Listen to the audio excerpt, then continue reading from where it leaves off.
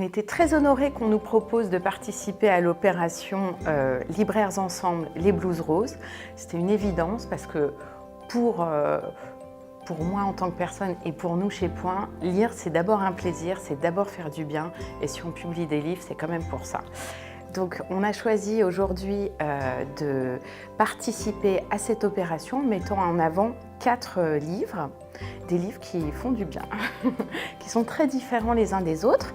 On a choisi d'abord Les eaux troubles du Morito de Philippe Delerme.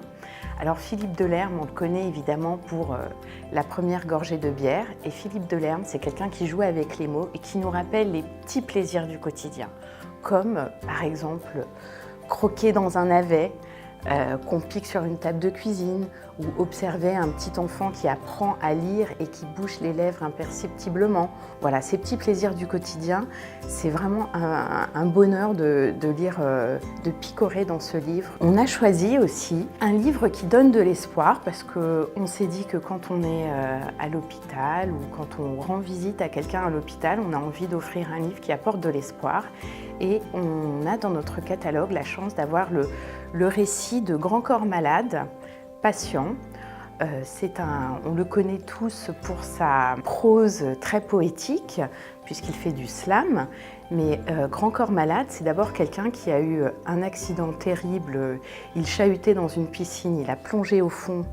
Il n'y avait pas assez d'eau dans la piscine, il s'est déplacé les vertèbres. Il a passé 1 an dans un centre de rééducation parce qu'il était tétraplégique et il a réappris à marcher. Donc il raconte son expérience avec beaucoup d'humour, beaucoup d'empathie pour les gens qui sont autour de lui. Donc le 3e livre que nous avons choisi, c'est Etty Hillesum, Faire la paix avec soi. Il s'agit de 365 méditations quotidiennes.